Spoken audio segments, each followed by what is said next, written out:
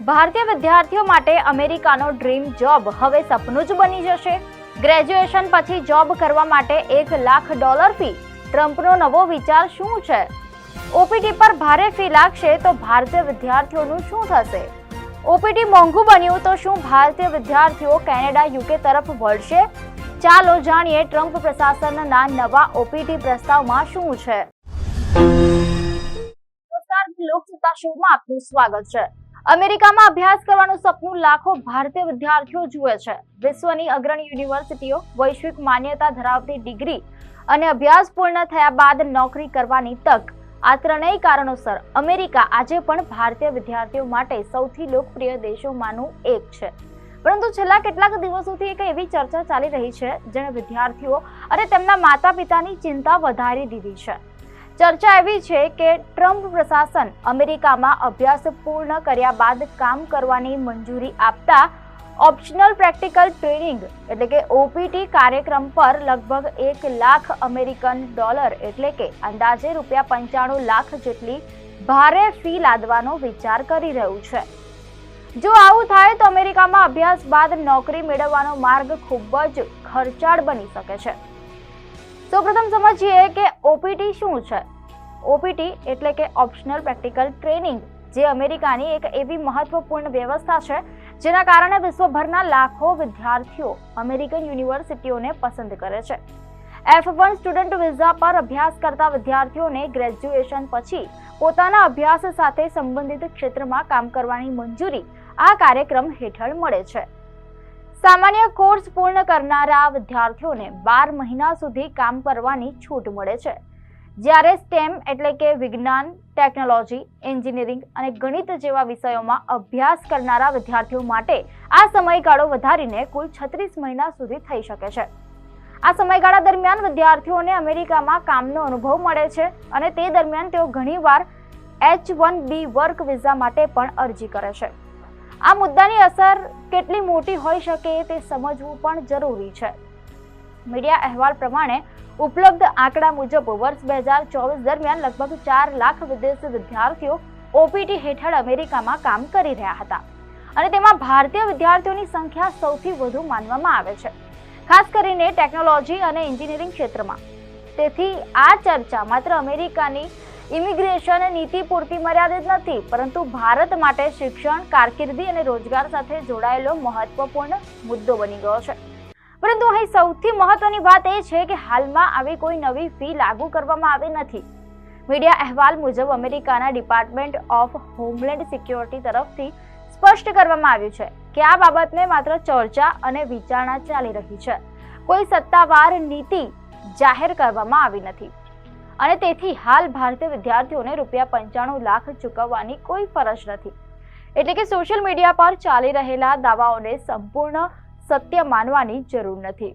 ભારતમાં ઘણા પરિવારો પોતાના સંતાનને અમેરિકામાં અભ્યાસ માટે મોકલવા લાખો રૂપિયાનું શિક્ષણ લોન લે છે, બચત ખર્ચે છે અને વર્ષો સુધી આર્થિક આયોજન કરે છે। આવા પરિવારો માટે અમેરિકામાં અભ્યાસ પછી નોકરી મેળવવી માત્ર કારકિર્દીનો મુદ્દો નથી, પરંતુ લીધેલી લોન ચૂકવવાની અને પરિવારના ભવિષ્યને સ્થિર કરવાની આશા પણ છે।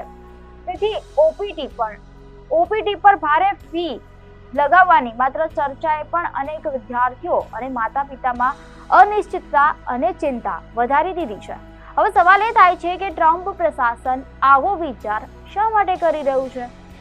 અગાઉ પણ ટ્રમ્પ પ્રશાસન H-1B વિઝા સહિત વિવિધ ઇમિગ્રેશન કાર્યક્રમોમાં ફેરફાર અને વધારાની ફી અંગે ચર્ચામાં રહ્યું છે। પ્રશાસનનું કહેવું છે કે કાનૂની ઇમિગ્રેશન વ્યવસ્થાની સમીક્ષા, સુરક્ષા અને સિસ્ટમને વધુ અસરકારક બનાવવા માટે વિવિધ વિકલ્પો પર વિચાર કરવામાં આવી રહ્યો છે। જો કે વિવાદકર્તાઓનું માનવું છે કે આવી નીતિઓના કારણે આંતરરાષ્ટ્રીય વિદ્યાર્થીઓ માટે અમેરિકા ઓછું આકર્ષક બની શકે છે। આ જ કારણસર અમેરિકાની અનેક યુનિવર્સિટીઓ પણ ચિંતિત છે।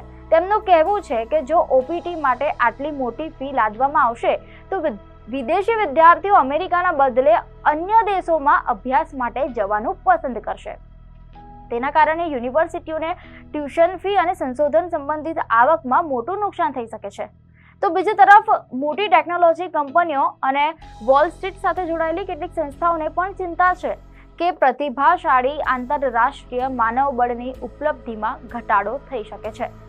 શિક્ષણ ક્ષેત્રના નિષ્ણાંતોનું માનવું છે કે કેનેડા, યુકે અને ઓસ્ટ્રેલિયા જેવા દેશોમાં અભ્યાસ બાદ કામ કરવાની નીતિઓ વધુ સ્પષ્ટ અને સ્થિર છે. જો અમેરિકા વધુ ખર્ચાળ અને અનિશ્ચિત બનશે તો ઘણા આંતરરાષ્ટ્રીય વિદ્યાર્થીઓ વિકલ્પ તરીકે આ દેશોને પસંદ કરી શકે છે. આ દરમિયાન એક અન્ય મહત્વપૂર્ણ ફેરફાર અંગે પણ ચર્ચા ચાલી રહી છે. અહેવાલો અનુસાર અમેરિકા વિદેશી વિદ્યાર્થીઓના વિઝા માળખામાં ફેરફાર કરીને મોટા ભાગના વિદ્યાર્થીઓ માટે વિઝાની અવધિ 4 વર્ષ સુધી મર્યાદિત કરવાની દિશામાં આગળ વધી રહ્યું છે. આ અગાઉની ડ્યુરેશન ઓફ સ્ટેટસ પદ્ધતિથી અલગ અભિગમ છે, જેમાં વિદ્યાર્થી અભ્યાસ ચાલુ રાખે ત્યાં સુધી અમેરિકામાં રહી શકતા હતા. હવે સૌથી મોટો પ્રશ્ન એ છે કે જો ભવિષ્યમાં આવી ફી ખરેખર લાગુ કરવામાં આવે તો તેનો ખર્ચ કોણ ઉઠાવશે? શું વિદ્યાર્થી પોતે ચૂકવશે? શું નોકરી આપનાર કંપની આ ખર્ચ ભરી આપશે કે પછી યુનિવર્સિટીઓ કોઈ પણ પ્રકારની સહાય કરશે?